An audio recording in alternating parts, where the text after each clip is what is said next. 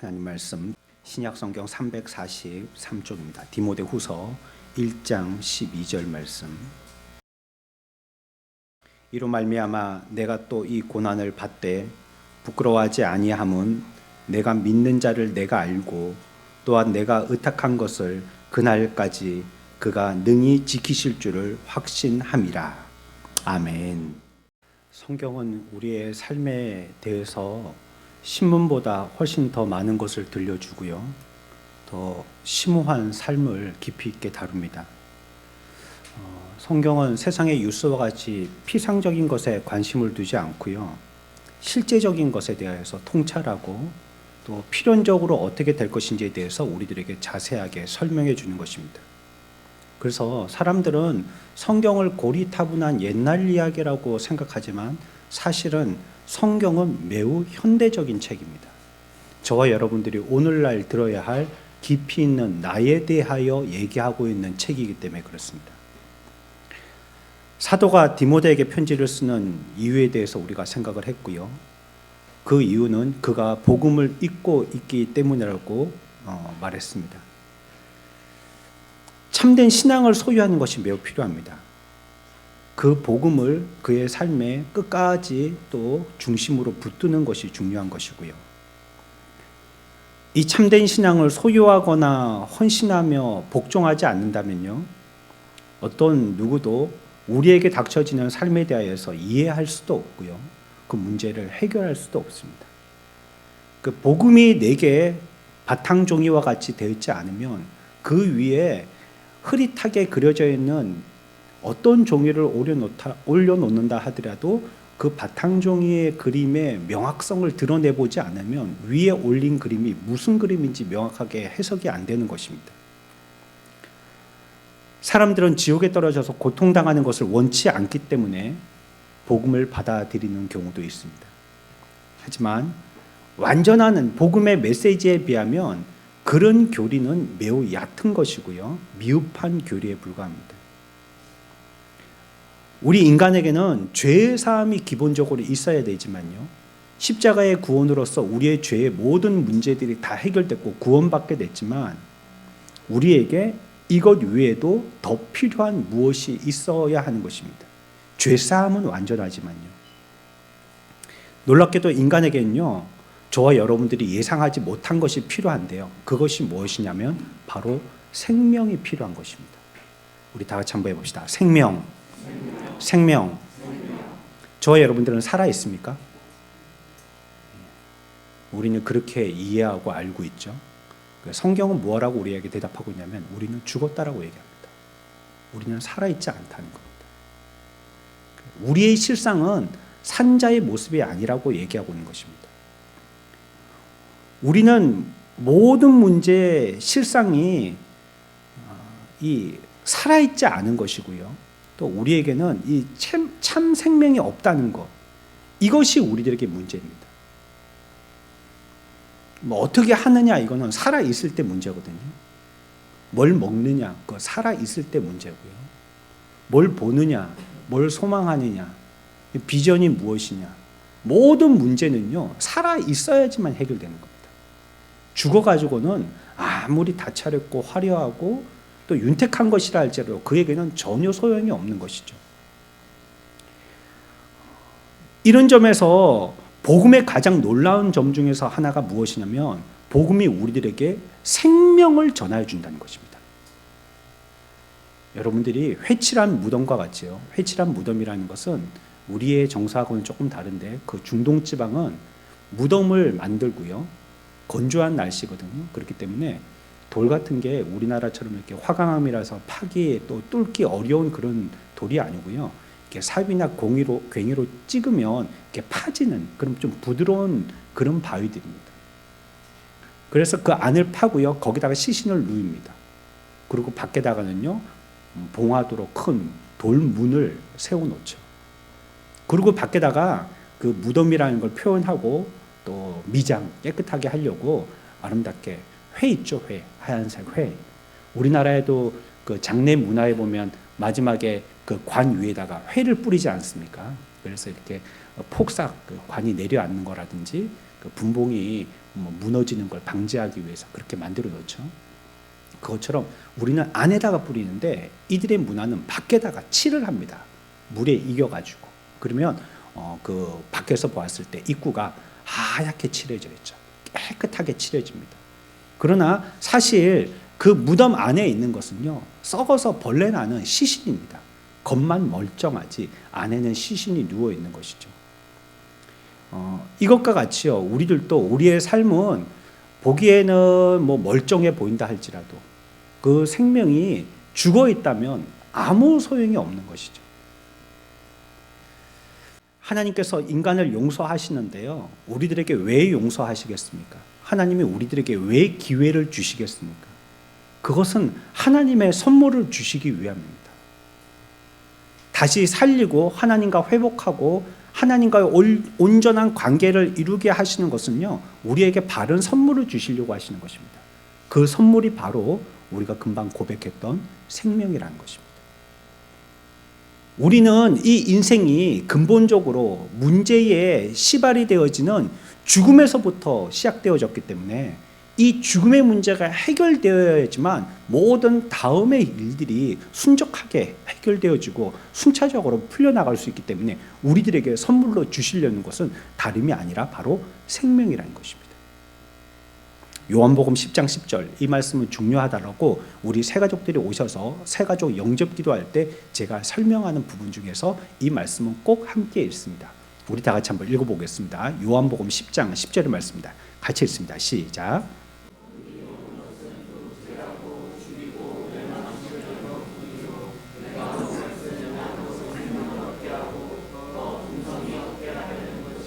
아멘. 내가 온 것은 무엇을 얻게 하려고 한다고요? 생명이 있었어요, 우리에게? 없었다는 거예요. 우리가 살아서 회칠한 무덤과 같이 멀쩡해 보이지만 그 실상은 살은 게 아니었다는 거예요. 그래서 우리들에게 정말로 필요한 것은, 복음이 우리들에게 제시하려고 하는 것은 무엇을 주려고 하는 것이라고요? 생명입니다. 그러니까 우리의 삶 가운데에서도 무엇이 필요하냐면 생명력 있는 삶이 필요한 거죠. 여기 뭐 화려하게 꽃 장식을 해놔도요, 이 꽃 장식은요 꺾어놨기 때문에 보기에는 화려해 보이지만 시간 지나면 결국은 어떻게 돼요? 말라 죽습니다. 아무리 오아시스에다가 물을 많이 갖다 부어놔도요, 시간 지나면 결국은 잎 다 떨어지고 말라 죽습니다. 보기에는 살아있는 것 같은데요, 죽은 거예요. 그런데요, 이런 나무들은요 한겨울에 잎을 다 떨어뜨리고 나무 지팡이처럼 가지만 앙상한 나무들이 있단 말이에요. 그런데 중요한 것은 이 나무에 잎이 얼마나 많이 있느냐가 아니고요, 생명이 있느냐는 거거든요. 그 나무는 반드시 봄이 되면 새 잎을 올리우게 틔우게 되어집니다. 그러니까 우리들에게도 중요한 게 뭡니까? 생명이 있느냐는 거예요. 우리에게 주시려고 했던 그 생명의 선물을 우리가 지니고 있느냐가 문제인 것입니다. 저 여러분들 지난 한 주 동안 생명의 삶을 사셨습니까?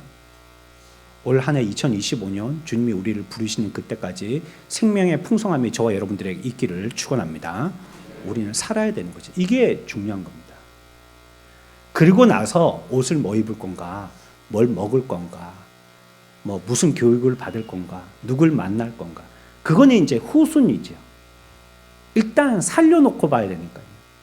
그래서 주님이 이 땅에 오신 것은 우리들에게 무엇을 주려고 오셨다고요? 생명을 주려고 오셨다는 겁니다. 이게 복음을 제시하는 매우 중요한 메시지 중에 하나입니다. 인간은 목자 없는 양과 같이 길을 잃었거든요. 어디에 먹어야 할 풀밭이 있는지, 마셔야 할 물이 있는지 모릅니다. 또 늑대나 들개들이 언제 나를 덮쳐서 먹잇감으로 삼을지 모르는 거예요. 그게 목자 없는 양의 특징입니다. 그렇다면 이 목자 없는 양은요, 정말 생명이 있는 것입니까? 들판에 혼자 길 잃어가지고 목자 없어서 떠돌고 있는 이 양이요, 이와 같이 먹을 때, 쉴 때, 잡혀 먹을 줄 조마조마하면서 사는데 이게 생명이 있냐는 말이에요. 사실은 그 길 잃어버린 양은요, 생명이 있는 게 아니고요, 생명을 연명하고 있는 겁니다. 그냥 살아있을 뿐이지 생명이 있다라고 얘기하기는 어려워. 왜요? 시간 지나면 곧 죽을 것이기 때문에. 양식을 찾지 못하거나 물을 마시지 못하면 죽거나, 목자가 없어서 눈이 안 보여가지고 낭떠러지를 길인 줄 알고 뛰어갔다가는 죽거나, 자다가 들깨나 들짐승이 와갖고 덮쳐버리면 죽을 것이기 때문에 그건 산다라고 할 수가 없는 거예요. 죽은 거하고 일반인 것입니다. 그래서 목숨을 이어가는 거하고요, 사는 것과 하고는 다른 겁니다. 생명의 풍성함으로 살아가는 거하고 그냥 목숨을 가지고 있는 거하고는 다르다는 거예요. 여러분들, 오늘날 기계가 좋아서요, 심장을 대신하는 기계도 있고요, 콩팥을 대신하는 기계도 있고, 폐를 대신하는 기계도 있고요, 피를 모조리 빼어서요, 새 피를 공급해 주는 기계도 있습니다. 환자가 이 기계를 켜면 목숨은 부재할 수 있습니다. 하지만 우리는 그 사람을 정말로 살아있다라고 얘기하기는 어려운 것입니다. 그냥 목숨만 달싹거리고 붙어 있을 뿐인 거예요. 생명이 있다라고 얘기하기는 어려운 것이에요. 성경적인 차원에서 보면 그렇습니다. 목숨만 붙어 있는 인간이라는 것은 무엇을 얘기하냐면 죄에 빠져 있는 타락한 인간들입니다. 그게 생명만 달싹거리고 붙어 있는 것이죠. 삶에 대해서 참된 이해도 없고요, 내가 왜 살아야 되는지도 모르고 인생이 어디에서 나서 어디로 가는지도 이해하지 않는 것입니다. 그냥 아침에 일어나서 사람들이 돈 벌러 나가니까 나도 돈 벌러 나가야 되겠다 하고 만원 버스에 몸을 싣는 것이고요, 그냥 사람들이 뉴스 보고 와 하니까 그거 그런가 보다 하고 똑같이 그렇게 거기 동참하는 거고요. 이렇게 해갖고 우리가 훌륭한 사람이 될 수 있어, 세상 사람들이 거기에 줄 서니까요, 그래 따라서 교육받는 것이고요. 그게 삶의 의미를 모르는 것이고요. 그러니까 뭐 돈 많은 게 최고라 하니까는 잘 산다는 표현을 돈 많다라고 이해하는 겁니다. 어떻게 잘 사는 게 돈 많은 것입니까? 돈 없어도 잘 살 수 있고요, 돈 많아도 못 살 수 있는 것입니다. 근데 우리는 그냥 표현하기를 잘 산다고 얘기하면 돈 많다로 통용하고 있거든요. 근데 우리는 생각하지 않아요. 거기다 관심이 없어요, 별로. 이게 무슨 의미인지. 그냥 그렇게 살다가 병들어서 죽는 게 인생이지 뭐 별거 있나.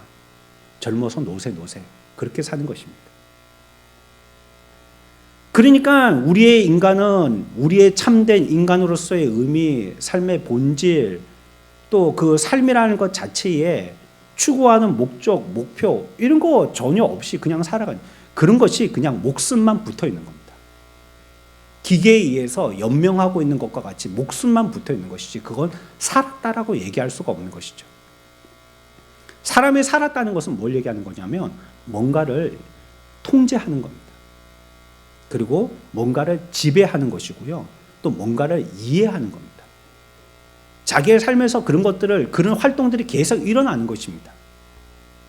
알고 깨닫고 내 몸도 어떻게 움직이고 아니면 브레이크 세워서 더 이상 하지 않게 하고 지배하고, 또 자야 될 땐 자고 일어나서 일해야 될 때는 일하고, 스스로의 몸을 갖다가 내 스스로가 통제하고 이해하고 지배하고 하는 것, 이걸 살았다라고 하는 거죠. 이런 게 없으면 살았다고 할 수가 없는 겁니다.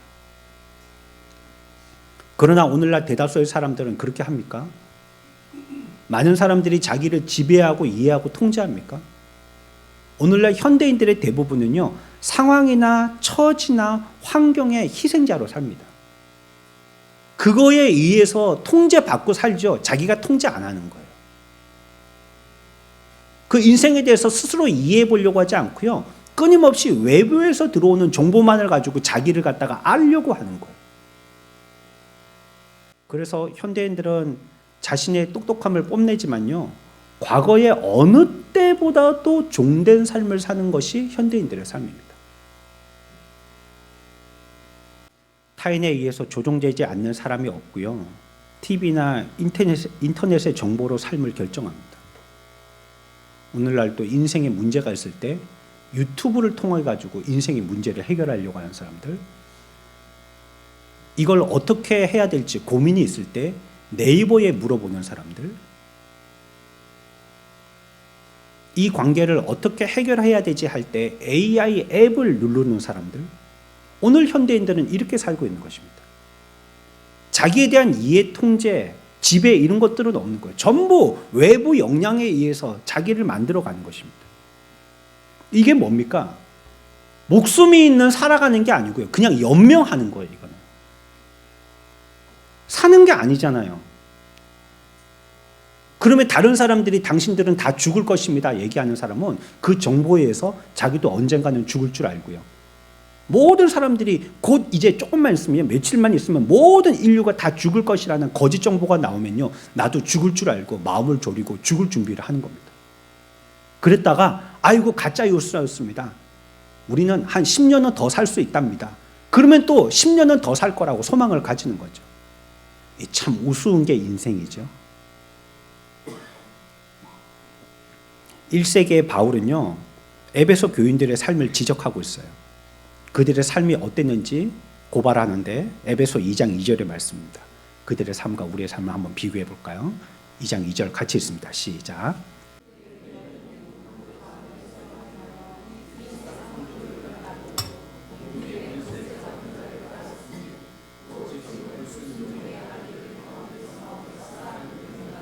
아멘. 뭘 따랐다고요? 이 세상의 풍조를 따르던 그 시대. 여러분, 이게 비단 1세기만의 문제였을까요? 그 시대의 100년대의 문제였을까요? 이 세상의 풍조를 따라서 이런저런 일에 조종되어지는 회전목마와 같은 인생을 살고 있는 것이 현대인들 아닙니까? 세상을 따라 사는 것이죠. 세상에서. 세상이 그렇다 하면 그걸 철떡같이 믿고 있는 거죠. 세상이 아니라 하면 내 양심은 기다 싶은데도 아니라고 생각하는 거죠.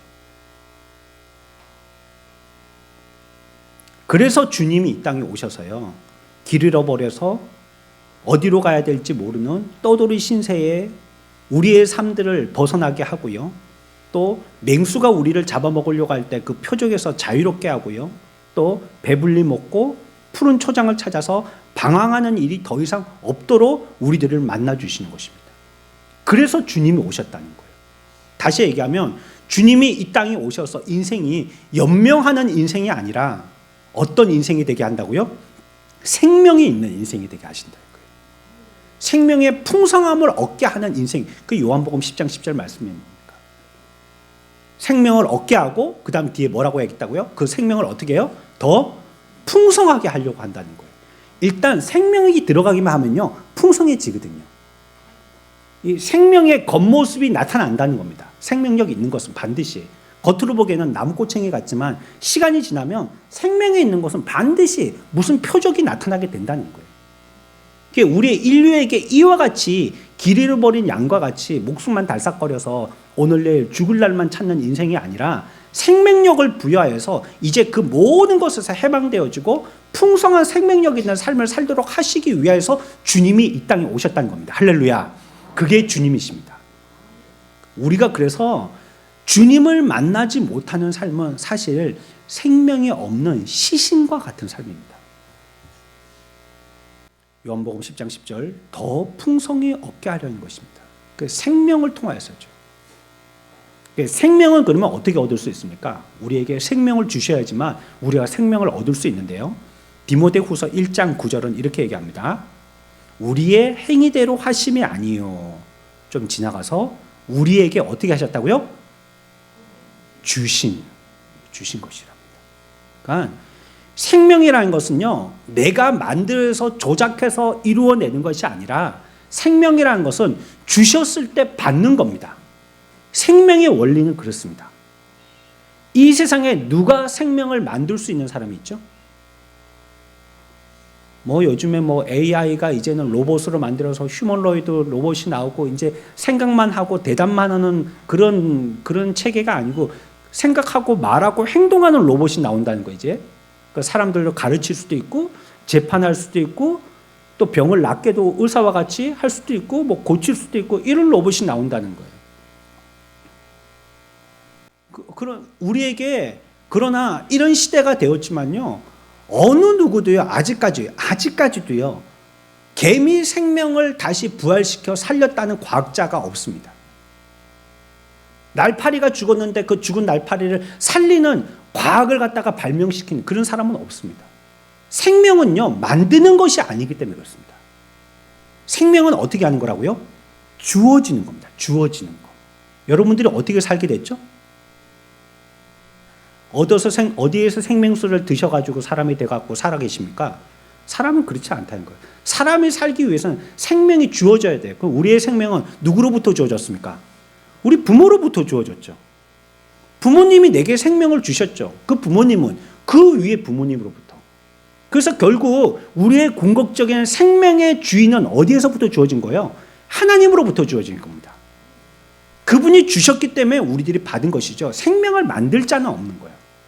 어느 누구도 시대를 막론하고 앞으로 예언하건대 만년이 지나도 생명을 만들 수는 없습니다. 왜냐하면 성경의 원리이기 때문에.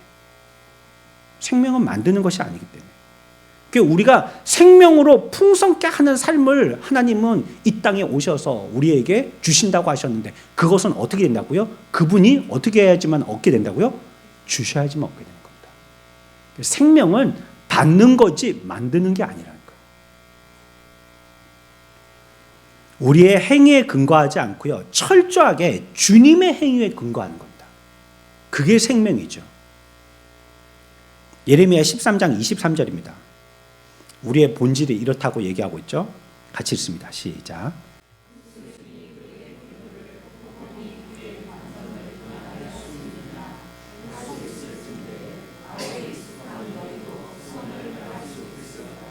아멘.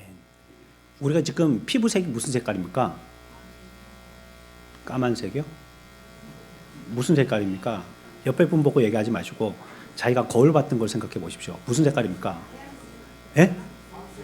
예, 잘 모릅니다. 요즘에는 하도 항치를 많이 해서 이게 무슨 뭐 노란색인지 파란색인지 흰색인지 검은색인지 잘 모릅니다. 그런데 이제 나중에 밤에 잘 때 있죠. 다 얼굴 씻고 깜짝 놀라게 거울 앞에 서게 되어질 때 내 본색을 알게 되죠. 무슨 색이든가요? 아마 황색일 겁니다. 그렇죠? 기억에 황색일 겁니다. 여러분들이요, 아침에 파란색으로 보이고 싶어서 파란색 화장을 할 수 있고요. 흰색으로 보이고 싶어갖고 흰 화장을 할 수 있습니다. 그러나 그것이 내 본질적인 색깔을 바꾸지는 못하는 거예요. 그냥 화장, 조색한 거예요. 그냥 색을 만든 거일 뿐이에요. 그 말입니다. 구스인, 흑인을 얘기하거든요. 흑인이 그 피부를 갖다가 희게 못 만드는데 백인은 안 된다. 표범이 반점이 있는데 그게 젖소처럼 얼룩얼룩한 소가 된다든지 흰 소가 된다든지 그렇게 안 된다. 원래 있는 그 본질은 변하지 않는다라고 얘기하는 겁니다. 하지만 복음이 우리 가운데 들어왔고 그리스도는 우리의 힘으로는 할 수 없는 것을 대신 하기 위해서 이 땅에 오셨다라고 얘기하고 있는 것입니다. 그러니까 우리가 아무리 힘쓰고 애썼는데 우리로서는 표범이 그 반점을 변하게 할 수 없고 구스인이 그 피부 색깔을 바꿀 수 없듯이 우리의 본질에 대한 변화는 실패했다는 거예요. 뭡니까? 우리는 끊임없이 생명을 요구하지만요, 생명을 우리는 한번 이루어보지도 못했다는 겁니다. 이를 통해서 생명의 삶을 산 사람들은 없다는 거예요. 생명을 준 자는 아무도 없다는 것이에요. 만약에 우리가 우리 스스로 이와 같이 앞에서 읽었던 예레미야 13장 23절의 말씀과 같이 우리 스스로를 변화시킬 수 있다면요, 예수님은 오지 않으셔도 돼요. 우리가 하면 되니까요. 그냥 알아서. 근데 우리가 못하는 거예요. 그 생명을 주기도 생명을 풍성하게 하기도 못하는 거예요. 우리 스스로는. 아무리 육신적으로는 잠시의 이 땅에서의 목숨과 같은 생명, 잠시 짧게 사는 연명하는 생명, 그걸 줄 수는 있지만 영원한 생명을 줄 자는 아무도 없다는 거예요. 본질적인 생명을 만들 수 있는 자도 없다는 거예요. 인간의 참된 의미와 삶의 목표가 무엇인지를 위해서 살고 영원한 세계가 무엇인지를 갖다가 깨달을 수 있는 사람은 우리의 머리를 터득해 갖고는 할 수 있는 사람이 아무도 없다는 거예요. 그래서 이 땅에 주님이 오셔서 생명의 역사를 이루시고 우리에게 참된 생명을 부여하기 위해서 오셨다는 겁니다. 그분이 예수 그리스도이시죠. 생명은요, 하나님께서 주시는 것입니다. 믿으시기 바랍니다. 절대 생명을 하나님께서 주시는 겁니다. 사람이 어찌할 수 없어요. 반드시 하나님이셔야지만 우리에게 생명이 부여되는 것입니다. 그래서 복음을 들어야지만 어떻게 된다는 거예요? 사는 겁니다. 사는 게. 복음을 들어야지, 하나님의 말씀을 들어야지만 사는 겁니다. 아무리 자기가 뭐 철학책을 많이 펴놓고 스스로가 도덕, 윤리, 모범적인 봉사활동 많이 해도 스스로로 통해서는 자기도 자기가 어떻게 살지, 자기가 언제 죽을 줄도 모르는데 어떻게 자기와 함께 남을 살리고 살게 할 수 있다는 말이에요. 그건 불가능한 거예요. 그래야 되는 게 아닌 것이에요. 오직 주님이 우리들에게 주셔야지만 우리는 생명을 얻을 수 있다는 것이죠. 그래서 인간에게 필요한 것은요, 오늘날 우리가 많이 헛다리 짚고 있는데 환경이 아닙니다.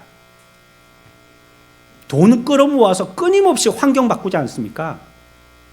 도로 깔고 선 새로 긋고 신호등 바꾸고 가로등 바꾸고 보도블록 바꾸고 연말 되면 그런 거 많이 하죠. 여러분들 많이 보셨죠?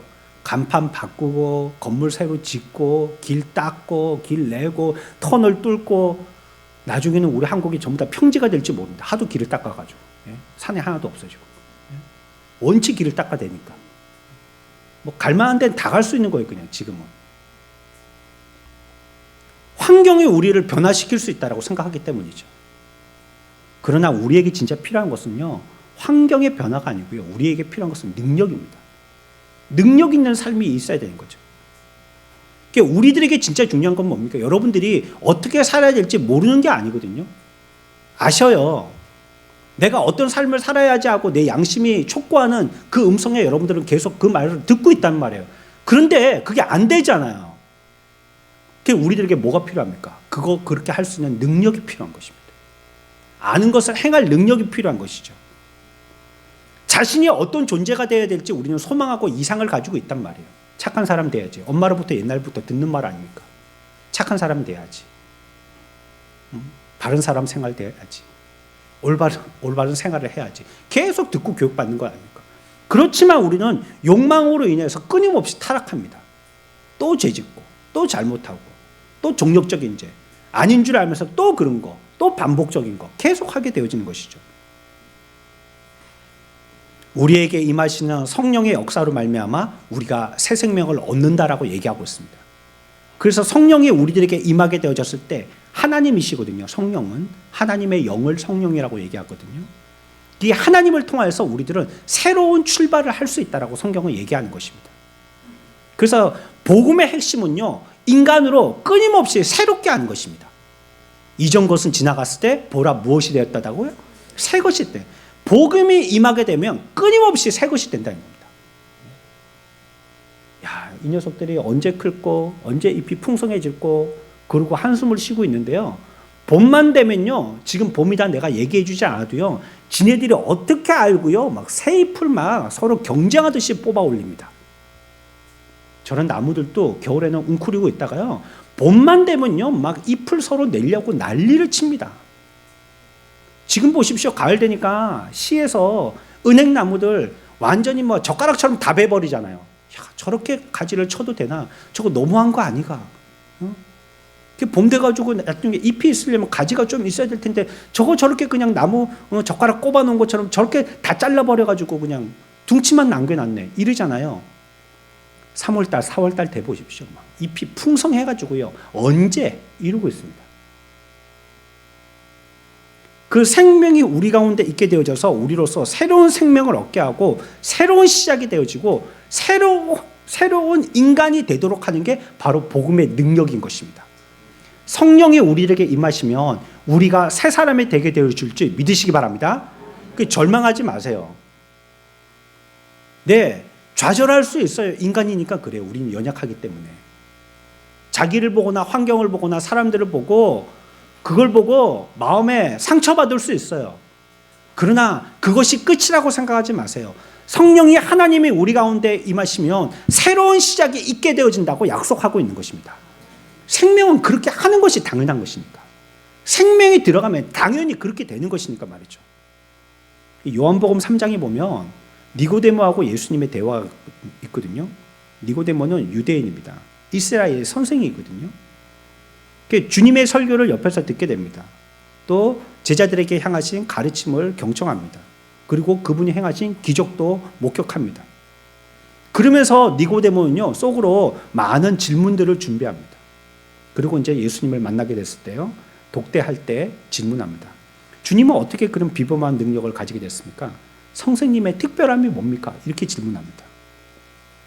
그때 주님은요, 그의 질문을 끊으시면서요, 답하십니다.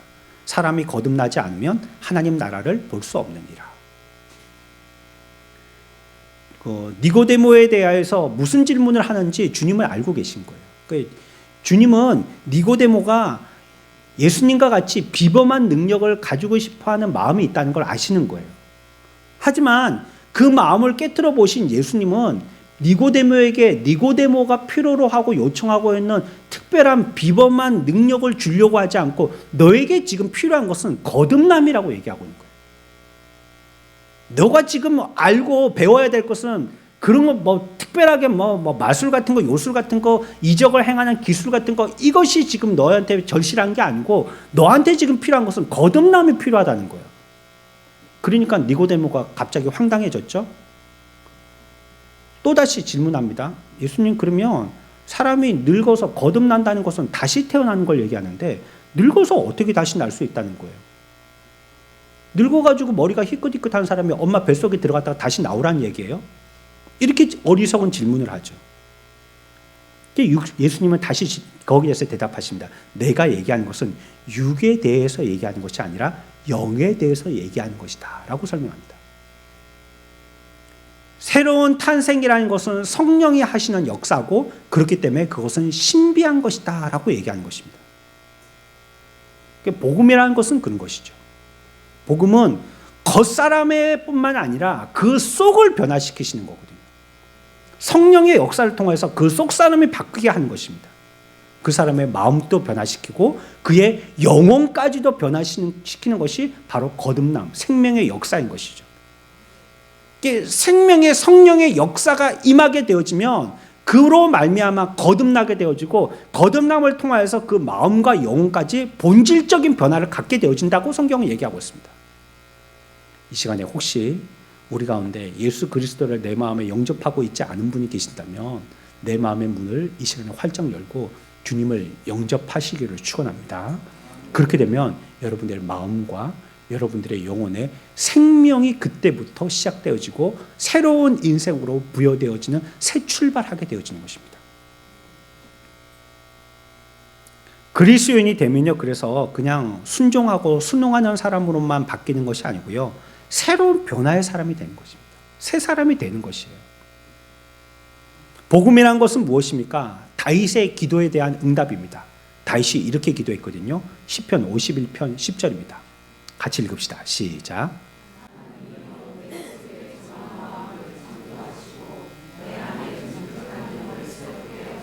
아멘.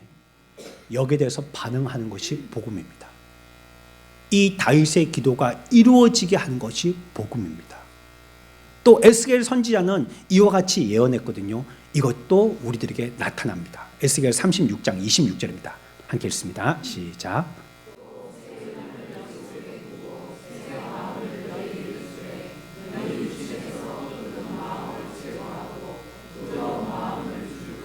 아멘.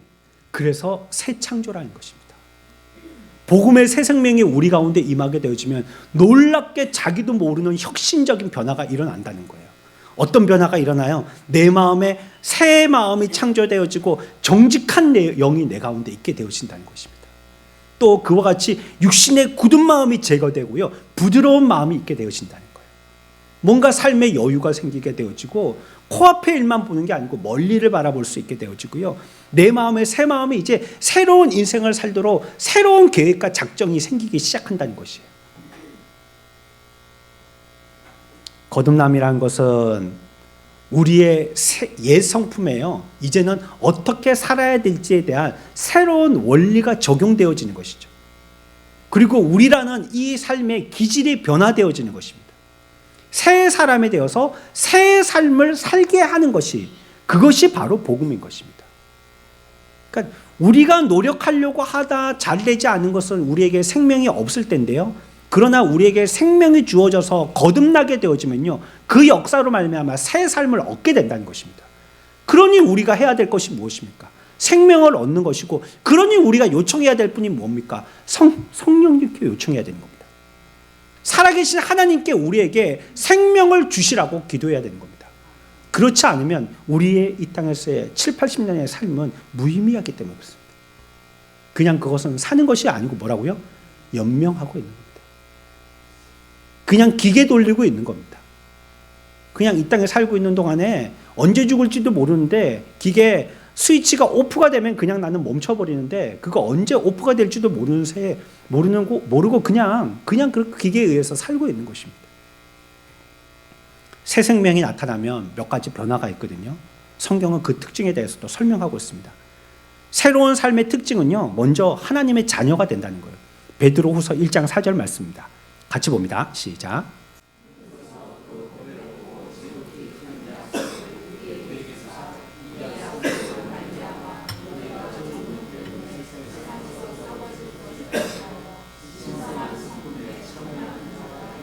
아멘. 어디에 참여하는 자가 된다고요? 신성한 성품에 참여하는 자가 된다는 거예요. 그러니까 우리는 하늘의 왕국의 자녀로서 입양되어진다는 겁니다. 이제 우리가 뭐라고요? 자녀가 된다는 뜻이에요. 자녀가. 하나님의 자녀가 된다는 겁니다. 믿으시기 바랍니다. 이게 하나님 앞에 얼마나 놀라운 큰 은혜를 입는 우리들의 현실인지 모릅니다. 하나님의 자녀가 된다고요.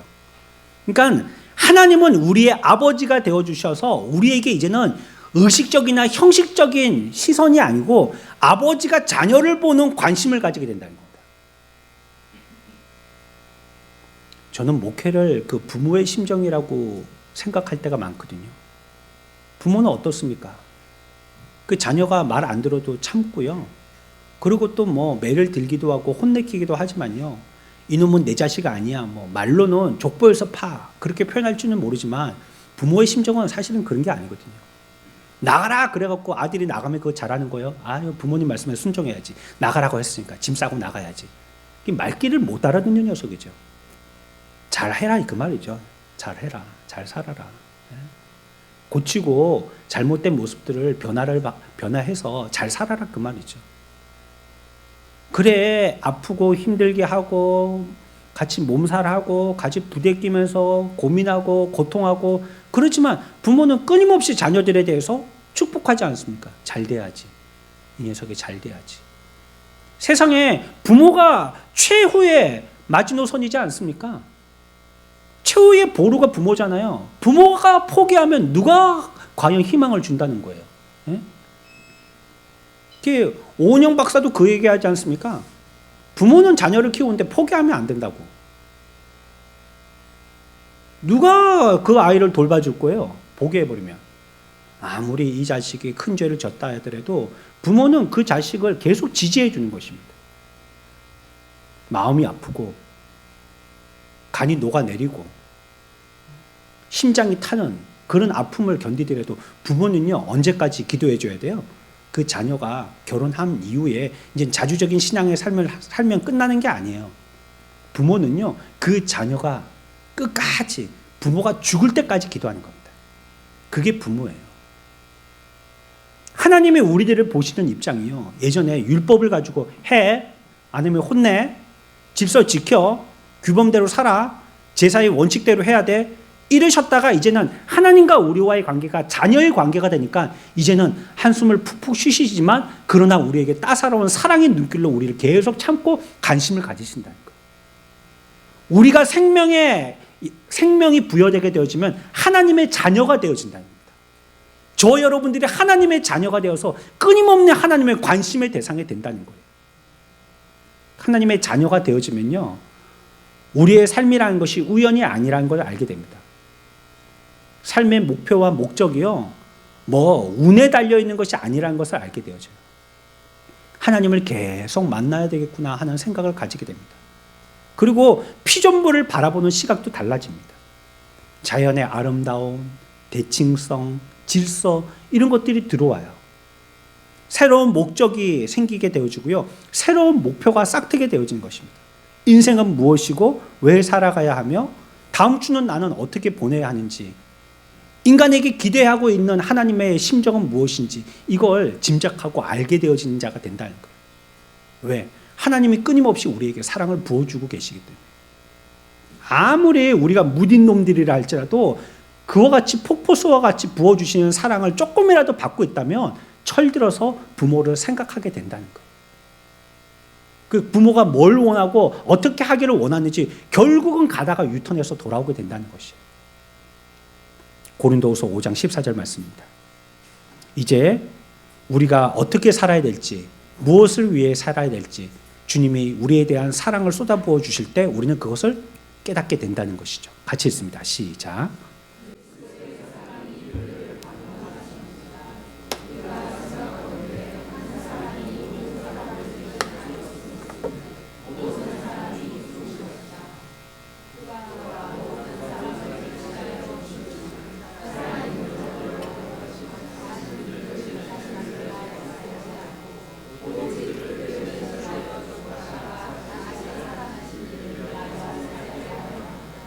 그래서 생명이 있으면 인생의 가장 큰 변화가 뭐냐면요, 자기를 위해 살지 않습니다.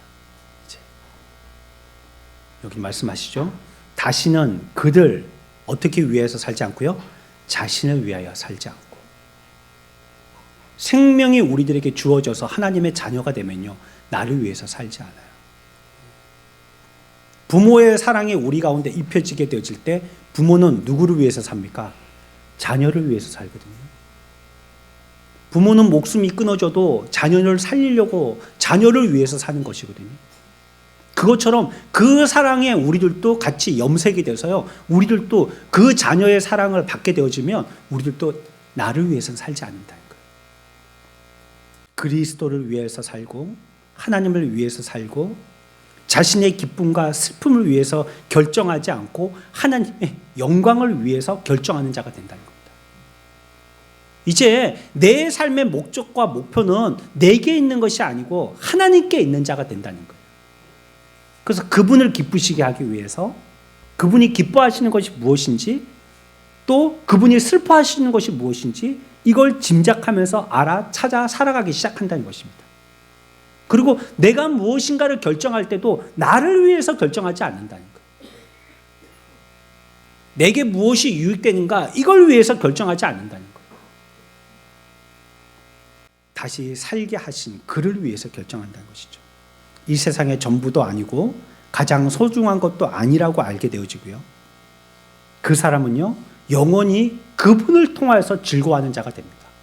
그래서 높은 산도, 험한 골도, 또 뭐 풍랑이 있어도, 또 아골골짜기에 있다 할지라도 주님을 모시고 있으면 그 가운데서 참된 행복을 맛보며 주님을 찬양하는 사람이 된다는 거예요.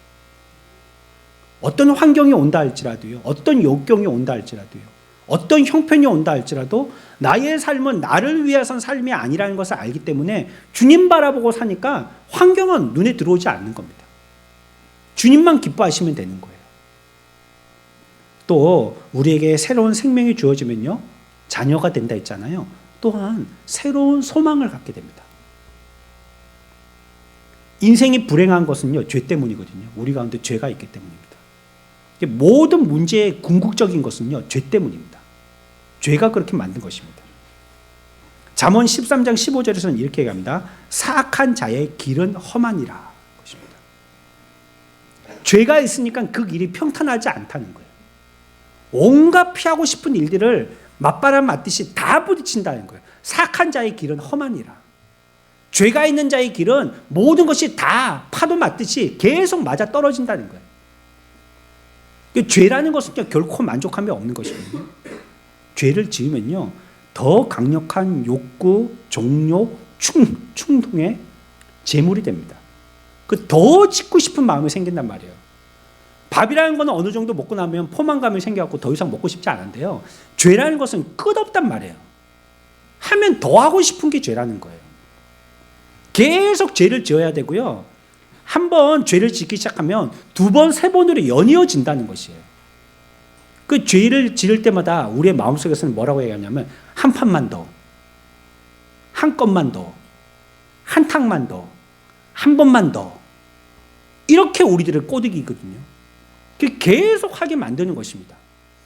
시간 없어, 지금 빨리 이걸 일 마치고 또 다른 일 해야 돼. 그런데 휴대폰, 게임 한 판만 더, 이거 한 번만 더. 이렇게 자꾸 우리를 꼬드기는 거예요. 이 세상에 어지러운 것도 뭐 때문입니까? 죄로 얼룩졌기 때문이죠. 그 죄는 끊임없이 우리들에게 불행을 낳습니다. 인간은 죄를 떨어버리려고 합니다. 그렇지만 죄는요, 갔다가 다시 돌아오죠. 부메랑처럼. 양심의 가책, 비참함, 패배감, 불행, 이것이 한시도 떠나지 않습니다. 죄는 우리 가운데 늘 비참함, 허무함, 불결함, 사악함을 불러일으킵니다. 죄는 우리 가운데서 상실함을 갖게 합니다. 죄를 지을 때마다 정직함, 순결함, 순수함 이런 것들을 다 잃고 말아요. 자신의 고결함도 다 잃고 말아요. 인간이 그냥 동물이 되고 마는 거예요. 그냥 나무 막대기가 되게 만드는 것이 죄예요. 끊임없이 죄를 지으면 그 결과가 뭐냐면 동물적인 삶을, 본능적인 삶을 사는 것입니다. 그러나 우리 가운데서 생명이 거하면, 생명의 풍성함을 얻게 되어지면 이런 모든 것에서부터 다시 회복되게 되어진다는 것입니다. 죄는 우리에게서 무엇인가를 뺏어가지 않습니까? 죄를 지으면 인격이 무너지잖아요. 단순한 충동이나 욕망의 동물로 전락하게 만드는 것이 죄인 것입니다. 인간을 거짓말쟁이로 만드는 거고요. 속인 자로 만드는 것입니다. 그러니까 이런 죄를 지은 사람들의 특징은 뭡니까? 자신을 끊임없이 은폐합니다. 들통나면 안 되니까. 그러니까 이중생활을 하게 되어지죠. 이게 결국은 사람을 이중적인 인격의 사람으로 만들어서요, 인격을 분열시킵니다. 그 이상한 생각을 들게 하는 거예요. 내가 맞나? 내가 맞나 지금? 여기서 이렇게 하고 있는 게 내가 맞나? 저기서는 저렇게 하고 여기서는 이렇게 하고 여기서는 이렇게 하고 이렇게 하고 있는데 과연 나의 존재는 뭔가? 페르조너라고 얘기하듯이 인격을 얼굴에 가면을 쓰고 있는 가짜의 나의 모습이 아닌가? 진짜의 나는 뭔가? 자기의 실상을 상실하고 마는 거예요. 죄는 언제나 두려움을 낳거든요. 현대인들이 그와 같이 쾌락에 빠지는 이유도요, 두려움 때문입니다. 삶이 두려운 거예요. 그래서 어떻게 합니까? 도망치는 거거든요. 사람을 자꾸 도망치게 만드는 건요, 그건 절대 복음이 아닙니다.